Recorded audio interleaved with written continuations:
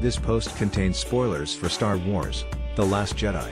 Star Wars: The Last Jedi director Rian Johnson has opened up on his decision to display the Force powers of one General Leia Organa in the film. As the daughter of Anakin Skywalker, Leia inherited a certain amount of Force sensitivity.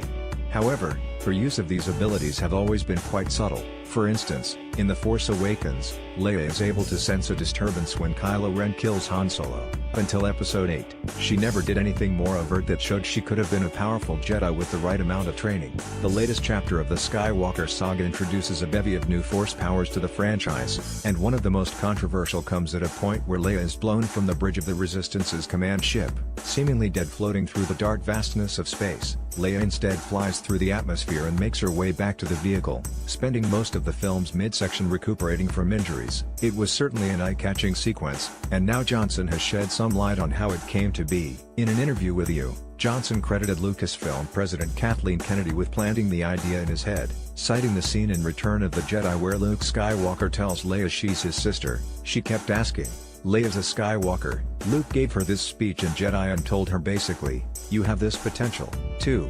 It seemed to me it would be a really emotionally impactful thing to see her use it. I liked the idea it would be an instinctual thing.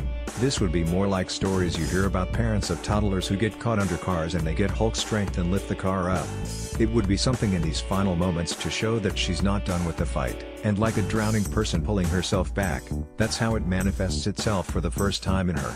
Since something even close to this has never been depicted on screen, some considered it was a step too far for the concept. However, Star Wars canon has some precedents. For starters, the novels have shown Leia started to explore her Force powers in the time after Return of the Jedi, most notably to feel Ben Solo's presence while he was in the womb.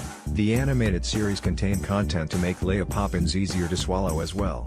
The Clone Wars included a sequence where Anakin and Kit Fisto formed a Force orb around Padme to save her from drowning, while Kanan used the Force to project himself through space in Rebels. Granted, those examples are trained Jedi, but the films haven't been shy of depicting extraordinary feats from people who have minimal training.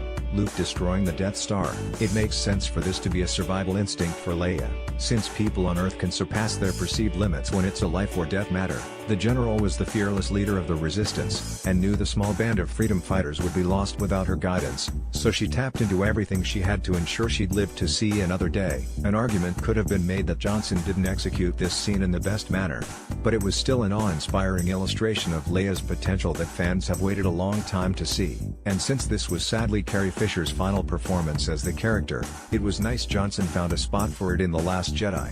Source: